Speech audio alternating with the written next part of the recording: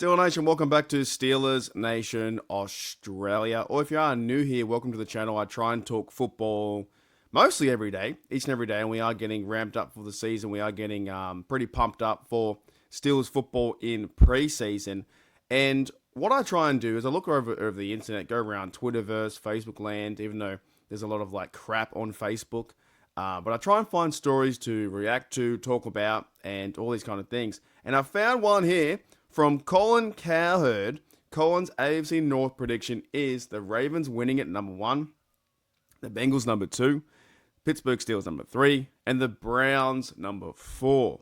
Now, as we know, for watching football for years and years and years, and for Colin Cowherd being on the airways for a very long time, he always puts down the Steelers pretty much every time. He doesn't expect them to make the playoffs.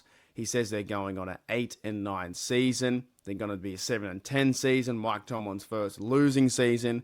The Pittsburgh Steelers, just can't get it done. And each and every year, the Steelers prove him wrong, and also national media wrong too. So you look at this graphic, and you see the Ravens are number 1. Now that could be, they're probably maybe the best team in the AFC North right now.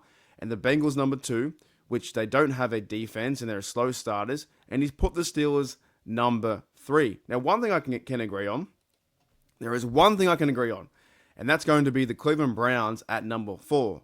There was without no doubt that the Browns will go 5-15, or sorry, 5-12 this season in the NFL, and they'll try and convince Browns fans, convince other Steelers fans or AFC North fans in the division that they're a good team, that Sanders is going to start or Joe Flacco is going to come out there and rip. The Browns always seem to have problems because, as Juju once said, the Browns are the Browns.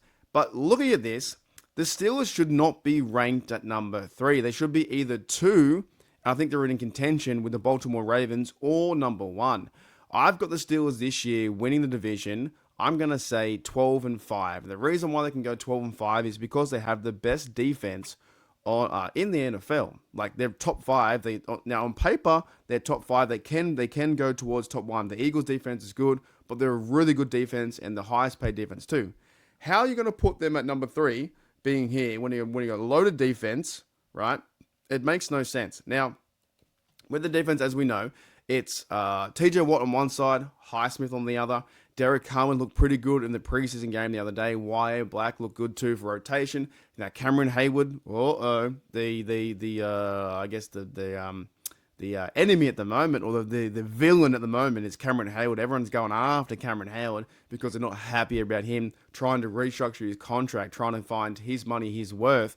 But he's going to be on the team. Cameron Hayward, look, I understand he's holding in. I don't think the Roonies would trade him, or he won't sit out. He's going to play. Week 1, Cameron Hayward, they'll figure something out and he'll play.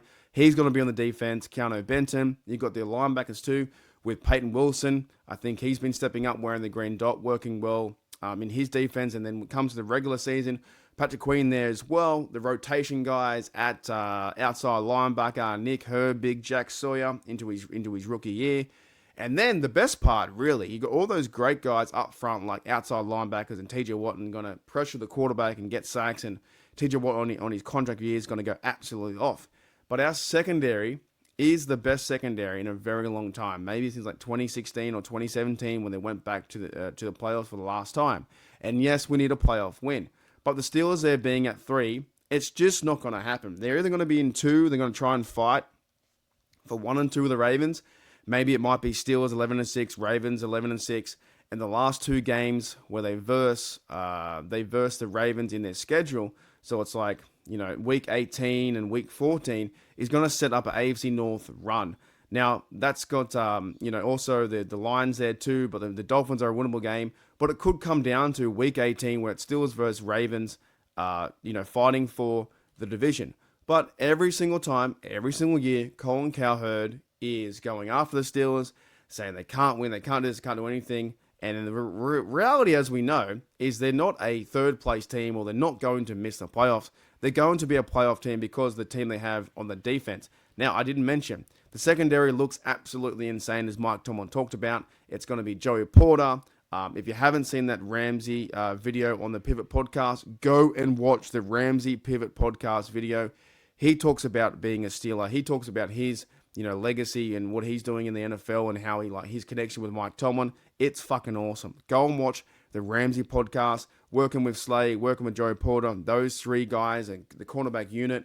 Brennan Eccles was really strong the other day. Also, Beanie Bishop was really strong too in the preseason. That's 5 cornerbacks with a lot of good depth going into safety. You got Deshaun Elliott. He signed his contract. He's a true Steeler. He's getting that way. He used to be a Raven, but he's turning into a true Steeler. He hits hard. And next to him is Juan Thornhill, who almost took the guy's lights off last week in the preseason. And then the safeties, depth from there, get a tiny bit weaker, but they're strong. And at the same time, Jalen Ramsey can play safety now, so he might feel it in that rotation too. They're going to have 3 guys like that, Slay, Ramsey, Joey Porter, Juan Thornhill on the field, or, Sean Hill at the same time. This to me, though, however, is fucking crazy. Happens every year. Colin Cowherd, don't listen to him. This stuff comes up in the media. They always put the Steelers here at 3. Then we can go out and, week 1 they'll say the Jets are going to be an upset. We can't beat them at home. Justin Fields is going to throw 4 or 5 TDs. Next minute you'll see the Steelers win that game 27-10. And we take over in a defense performance. But not too worried about this. The Browns will miss the playoffs. I've got the Steelers number 1. I've got Ravens 2, Bengals 3, and the Browns 4. I really think it's going to come down to the AFC North Championship. It's going to be maybe Week 18. Both teams are 10 wins or both teams are 11 wins. And whoever wins that game in Week 18 wins the division. Steelers win 12, and then it's 12-5. Host the AFC North, go and win a playoff game. Anyway, Steeler Nation, hope you guys enjoy the rest of your day, and hope you enjoy. If you enjoy this video, hit the like, hit the sub, do all the YouTube stuff you can. Helps me promote my channel, helps me get more audiences, more people to see this podcast, this channel. If you like the channel, if you like me talking Pittsburgh Steelers, keeping it real as best I can. From a fan perspective, I'm not an analyst, and I never fucking want to be an analyst. I'm a guy, a bloke in my room, just talking Steelers football. We ain't coming third. We're not missing the playoffs. The Steelers have a chance. They have a chance to win the AFC North and contend against the Ravens. Colin Cowherd is wrong yet again. I'll see you guys later. Hey, Road.